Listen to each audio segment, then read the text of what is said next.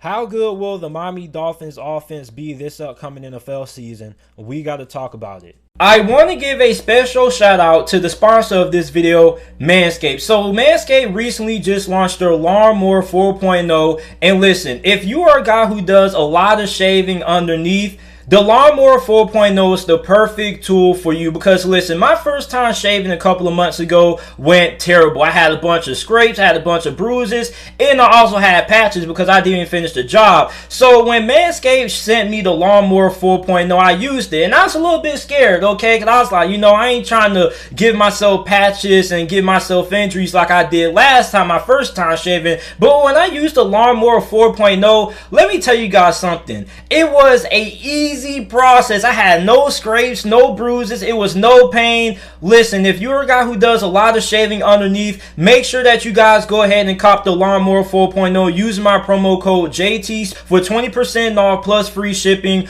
off your Manscaped purchase. Once again, make sure that you guys use promo code JT for 20% off your purchase plus free shipping. Your balls will thank you. Last year, I feel like the Dolphins offense for the most part was pretty solid when you look at the amount of young players that they had starting last year on the offensive side of the football. Like they had a young offensive line, you had a young quarterback in Tua Tagovailoa who was starting a couple of games as a rookie. The Dolphins probably had one of the youngest, if not the youngest offense in the NFL. Now, when you have a young offense, you're going to have a lot of inconsistent play. You're going to have a lot of growing pains, and the Dolphins definitely had their fair share of growing pains on offense last year. But for the most part, Brian Flores and the Dolphins coaching staff has done a really good job developing their young talent. Now, this offensive line that they have this year should be pretty good. Now, their O-line last year wasn't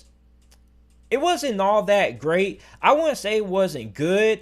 It was just young. You had a lot of young guys there. You had guys like Austin Jackson. You got Robert Hunt. And you got Solomon Kinley. Like, a lot of you guys got to remember that a lot of these guys haven't really been in the NFL for all that long. So the fact that that offensive line was so young, of course, there was going to be some growing pains there. But as this offensive line continues to get more experience and they continue to develop and build up chemistry, this should end up becoming a pretty good unit there. Now, a lot of people are going to have all their eyes on quarterback Tua Tagovailoa going into his second year in the NFL.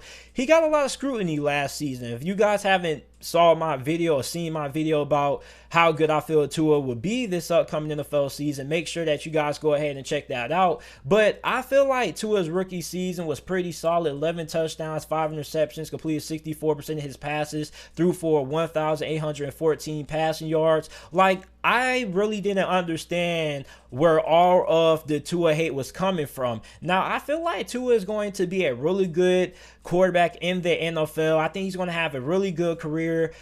When you look at the talent that Tua has around him this year, you have Devontae Parker, who was the Dolphins' best wideout last year. He had 793 receiving yards, 63 receptions, and 4 touchdown catches. You bring in rookie wide receiver out of Alabama, Jalen Waddle, which him and Tua has some familiarity. Jalen Waddle immediately is going to have a big impact on that Dolphins offense in terms of what he's able to do with his speed. He's one of the fastest players in the NFL. So I'm expecting him to have a lot of big highlight reel 60-yard touchdown receptions. Like, Jalen Waddle is a guy who not only can be a very good deep threat, but he's also really good when he gets the ball in space. All he just needs is just a little bit of space, and he's pretty much taking it to the house.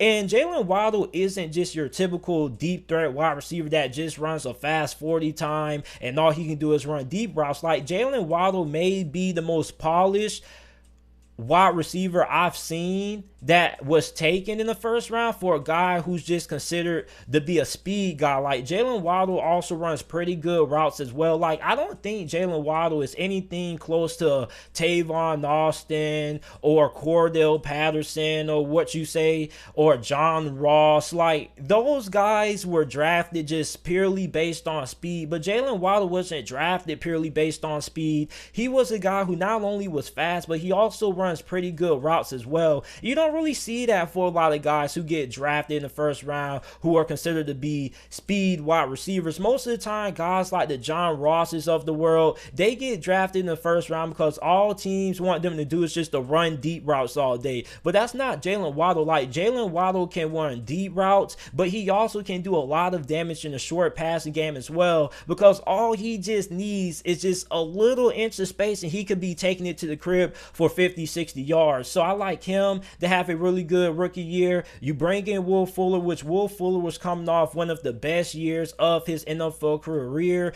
879 receiving yards, 53 receptions, 8 touchdowns. He probably would have been a Pro Bowler, but like always, he never manages to get through a full season.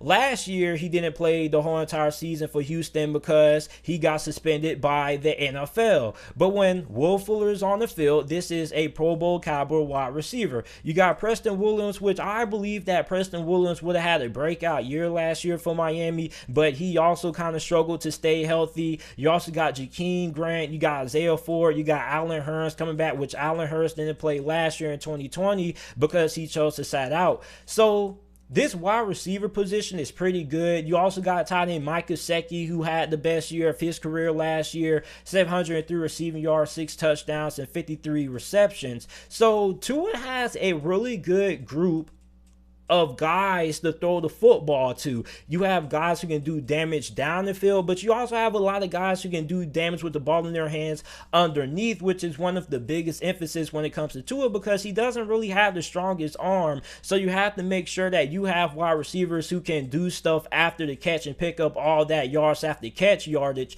as well. But I know everybody's going to have all their eyes on Tua this year, but the guy who I'm going to be watching isn't going to be Tua, is going to be halfback Myles Gaskins. Now, Myles Gaskins last year had 3 touchdowns, 142 rushing attempts for 584 rushing yards, and he averaged 4.1 yards per carry. I believe that if the Miami Dolphins really commit to Myles Gaskins being their full RB1, I feel like he could have a breakout season. And not only do I feel like he can have a breakout season, but I also feel like he could end up becoming a Pro Bowler if Miami really commits to giving him a full workload. He's also good catching the ball out the backfield at times as well. Then you got backup Malcolm Brown, who had 419 rushing yards on 101 carries, 5 touchdowns for the LA Rams last season. So the backfield is really good, but I'm really excited to see Myles Gaskins. As a matter of fact, I'm probably going to be having Myles Gaskins on all of my fantasy football teams this year, because I believe that he's going to be in for a really big year. Now, the biggest question is probably going to be the offensive line, but when you have a young offensive line, as long as those guys continue to develop and gain more experience, they should get better as a whole, because the offensive line isn't just about having the best guys sometimes. Sometimes it's all about building chemistry on the offensive line as well, because if you have an offensive line that isn't really familiar with each other, that's kind of going to mess things up a little bit, because when you're playing O-line, it's not all just about blocking. It's all about communication at times. You got to be able to communicate to the guy next to you. You got to let him know where the blitz is coming from at times, where he needs to be, and things like that. So the offensive line is just more than just blocking. It's all about communication and chemistry as well. So for the Dolphins, the fact that this young offensive line knows each other, they all started a couple of games. They got a couple of games of experience underneath their belt. This line should end up being pretty solid as we progress throughout the year. Now, they're probably still going to have a little bit of growing pains, because that's what's going to happen when you have a young offensive line. But I don't think they're going to have as many growing pains this year in 2021 like they had last season. Now, this offense probably won't be a top 10 offense, because that's not how this offense is built. This offense isn't built to rack up a lot of points. This offense is built to be efficient, keep drives alive, and be similar to like the Carolina Panthers per se. Like, the Carolina Panthers weren't just trying to throw deep balls and try to have all these highlight reel deep throws and whatnot. Like, it was all about moving the chains, keeping the drive alive. And that's what I think this Dolphins offense is going to be this year. I think it's going to be all about efficiency, not trying to be flashy, not trying to have the big plays downfield, but making sure that you're able to keep the drive alive, make sure that you can sustain. And they're probably going to be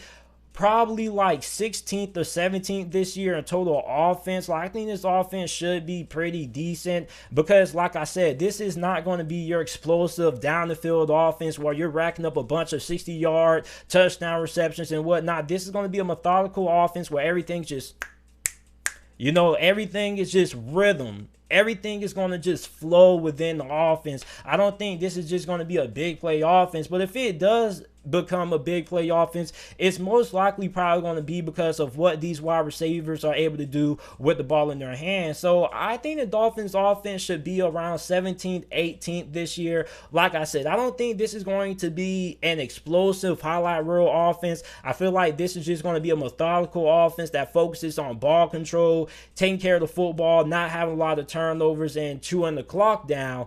So let me know down in the comment section down below how good you feel the Miami Dolphins offense will be this year. Make sure that you guys like the video, subscribe to the channel for more NFL videos and content, and thanks for watching.